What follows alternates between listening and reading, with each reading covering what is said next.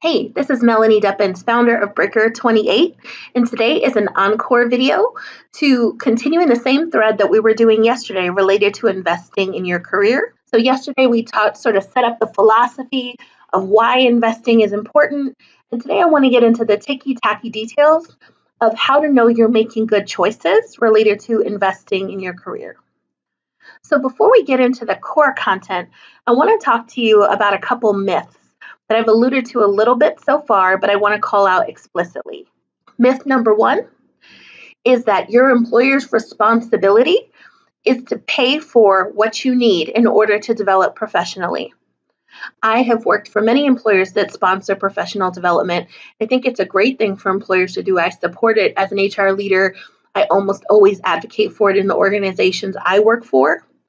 With that said, it is ultimately my responsibility as the person in the position that I have to make sure that I'm doing everything I can to win at that position.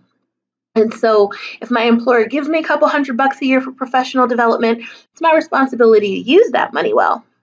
But if they don't, that doesn't let me off the hook for developing professionally. So that's myth number one. Myth number two, number of years of work experience translates to better skills. Lies. Lies you tell. Just because you do a job for one more year doesn't mean that you're actually learning valuable skills and becoming better at the job. It just means you're more familiar with the job. Now, there are people who've done jobs for 20, 30 years and are true experts. And this is not who I'm talking about. I'm talking about the rule, not the exception. The truth of the matter is, if all you do is coast in the same position year over year without developing professionally, not only do you maintain the same level that you've been, you actually get worse because technology keeps getting better. And so if you're not keeping up with the latest and greatest, you are sliding behind, my friend.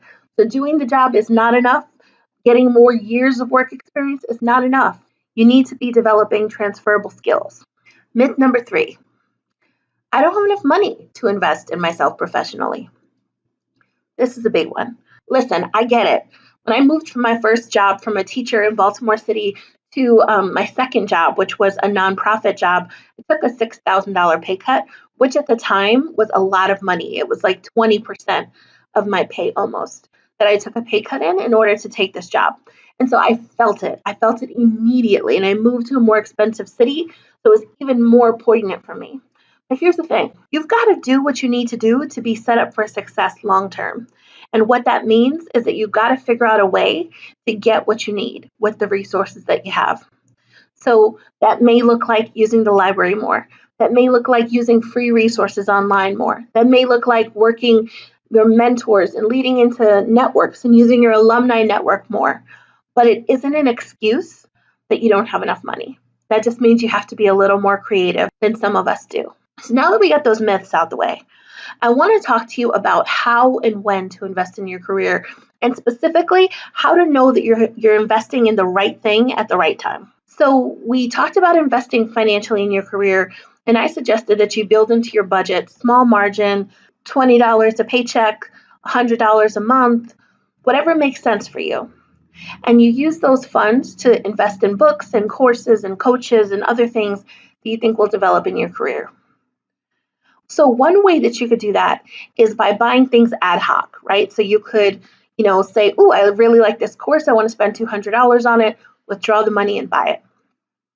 Another is by investing into a platform. For example, getting a platinum membership to Audible, which gets you 20 audiobook downloads a year. Or getting a subscription to lynda.com so that you can take courses on your own. Or buying very inexpensive courses on Udemy, and maybe getting yourself some credits to Udemy that you can use at your leisure. So that's a little different because it's not actually one at a time. It's investing in a training platform that you can then pull for your purposes.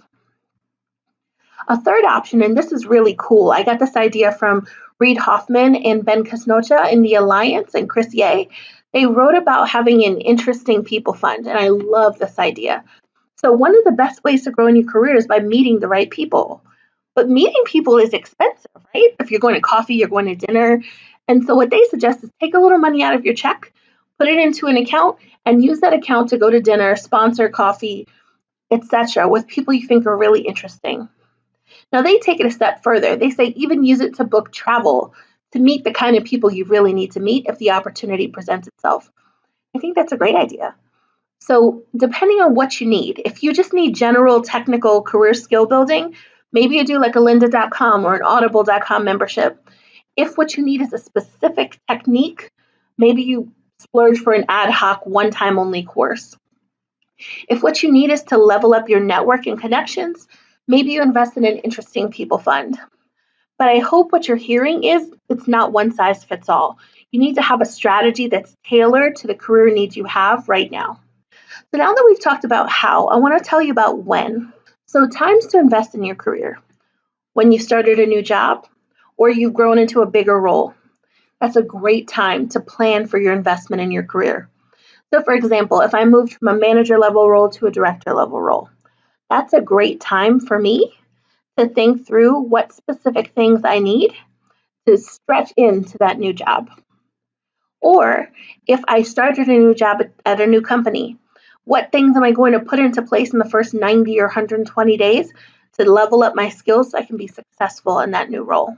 Another great time to invest in your career is when you've hit a wall, when you feel like you've lost a little fire, a little bit of energy. It's a great time to just reimagine what your career could be and get familiar with the skills that maybe you used to love and now are just rote and boring to you. A third time to invest in your career, and to be honest, any time is a pretty decent time in my view.